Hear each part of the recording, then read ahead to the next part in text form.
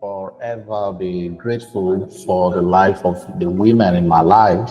And starting from my mother, I will always remember one time I came back from, I think, work or maybe a dinner I had, and she prepared this amazing delicacy for me, local delicacy. And my hands were shaking because I just couldn't eat it. And she noticed it and called me outside, and she wanted to have the conversation with me to find out what was the problem.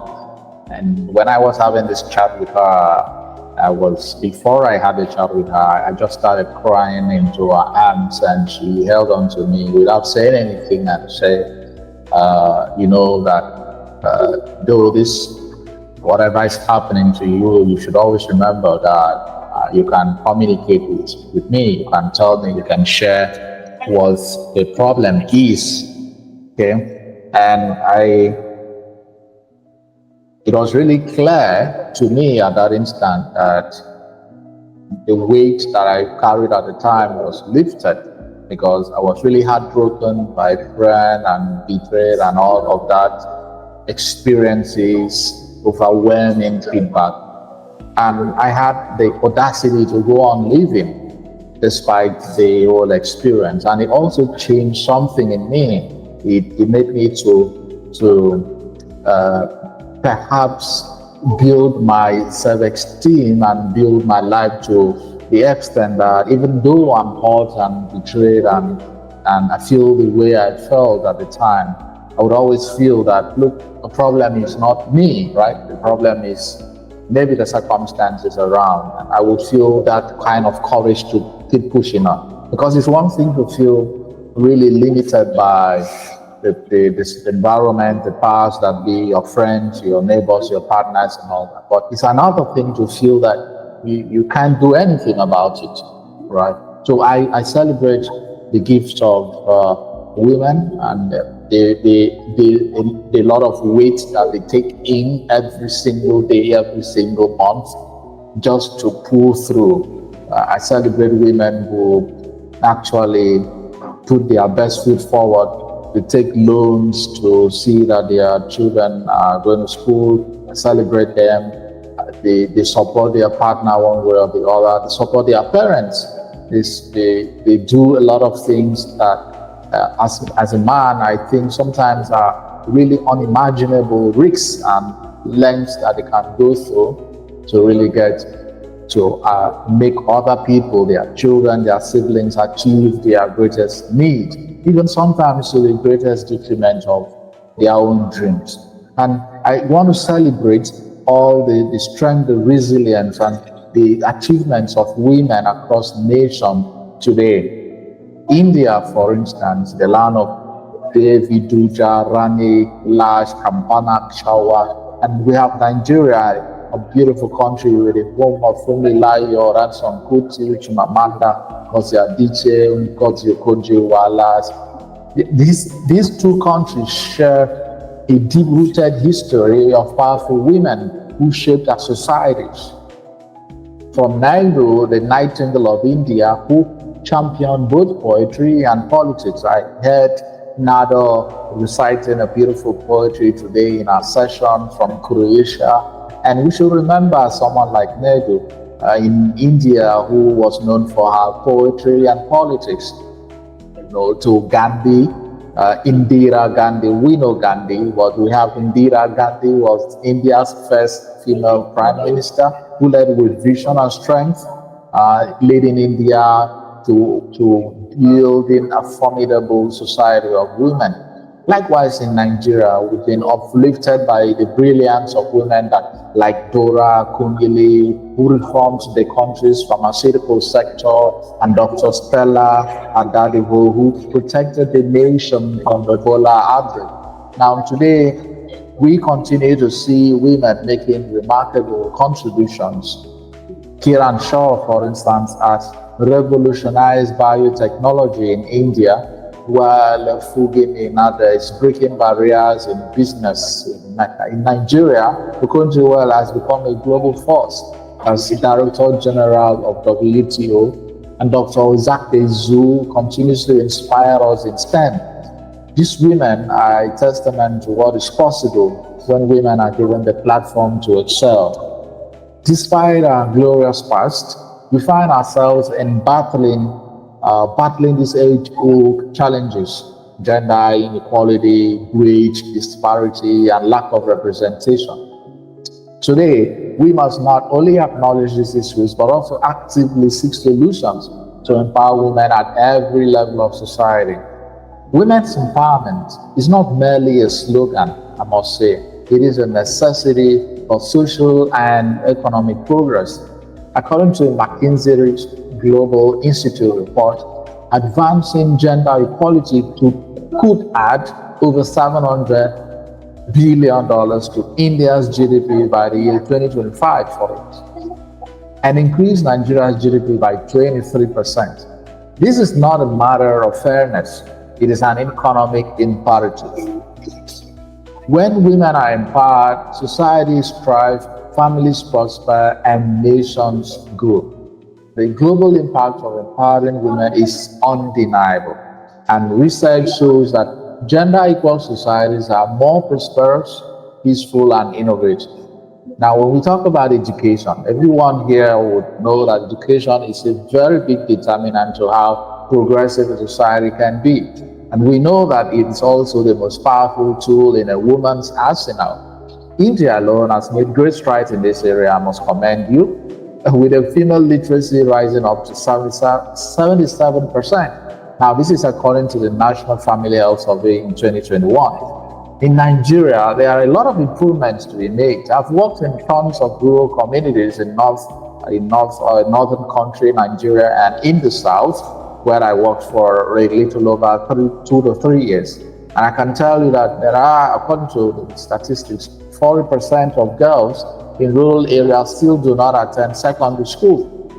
Many young girls in both countries lack access to quality education due to economic barriers. We must invest in policies and initiatives that ensure that every single girl, regardless of her background, receives the education she deserves. When we educate a girl, we educate a nation.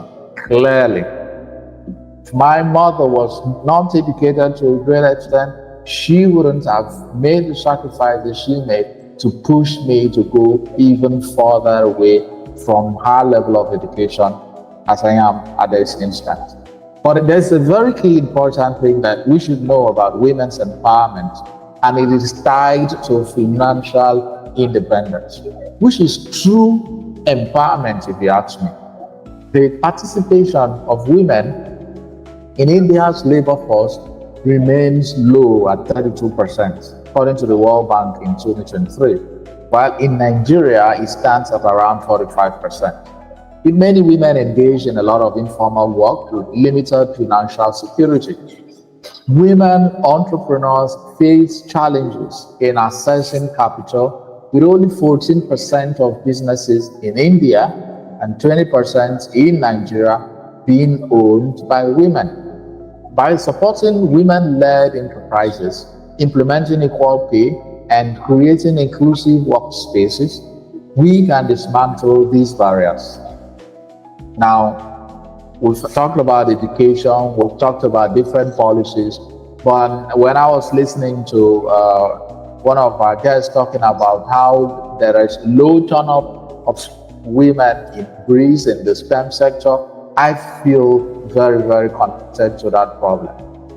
And leadership should not just be about privilege, but a right that is accessible to all. And that's why you can see that women in India only make 17% of membership in parliament. In Nigeria, it is just 5% in the National Assembly. And even now, that number is being strengthened, I tell you. In the corporate world, only 4.5% of CEOs in India are CEOs in India, and less than 10% are CEOs in Nigeria, according to the Deloitte 2023 report. Now, additionally, we can say that despite producing some of the world's best scientists and engineers, women remain underrepresented in the STEM fields. which is science, technology, and engineering and mathematics fields. India Space joining, for instance, saw a proud moment when Ritu, the rocket woman in India, as she is called, played a key role in ISRO's Chandrayaan-2 mission. Similarly, Dr. Zakuzu, a Nigerian electrical engineer, continues to break barriers in the STEM field. We need to encourage more girls to pursue careers in science, technology, and leadership roles. And I'm so happy about my recently new friend, Nellie Helen. She is doing incredible work in the space sector on the continent, and she's presently doing her PhD in something related to space politics in the world today. We need more women in these sectors. And one thing that would break all these things down is the part of collective action. We cannot continuously improve on what we are doing presently if we do them in isolation. You want to do your own thing, you don't want any other person to disturb you, you don't want to participate in other endeavors, and these are the kind of things that really discourages grassroots movements. We need to gather every action in the same room, because every action counts. We must continue to push for that systemic change in laws that protect women's rights and safety. And if you own a non-profit organization, it doesn't make any sense, especially the ones targeted at women. It doesn't make any sense that you continue to exist in isolation. Collaborate with other non-profits, civil societies in your community, and build a system big and powerful enough to begin to change the laws and protect women's rights and safety. In the global fight for gender equality, it's not just limited to Nigeria and India. We're looking at a world where women face violence, discrimination, and underrepresentation. Yet, women should be given opportunities. They should transform societies. Studies have shown that women who invest up to 90% of their earnings back into their families and communities lead these communities to a healthier, a more educated future generation. I tell you that when a woman thrives, the world indeed thrives. To every woman listening today, recognize your worth, embrace your potential, and uplift others along the way. To remain among us, let's be allies, guys. Let's be champions. Let's be advocates of this gender equality. To the policymakers and leaders, let's make decisions that amplify women's voices and create lasting impact. It is not time to abuse the women who have shown the audacity to be in those spaces when the time for their voices is about to be heard. It is time for these policymakers and our leaders to show power and grace, to show resilience, to show support, to amplify these voices, to encourage more women, to reduce the percentage of young girls in rural communities who need to listen to girls like them on radio and TV, see themselves changing the narratives without thinking that their future is far-fetched, that everything about them is going to end in some corner of the world in a man's room, or some corner of the world in a place where their voices will be silenced forever. Let us empower women, because this is not just about justice. It's about creating a world that is much more prosperous and filled with endless possibilities. Let us commit to being in charge of that change today. And it's such a pleasure to be invited for this program. Thank you very much. And I wish every one of you a happy, beautiful Women's International Day.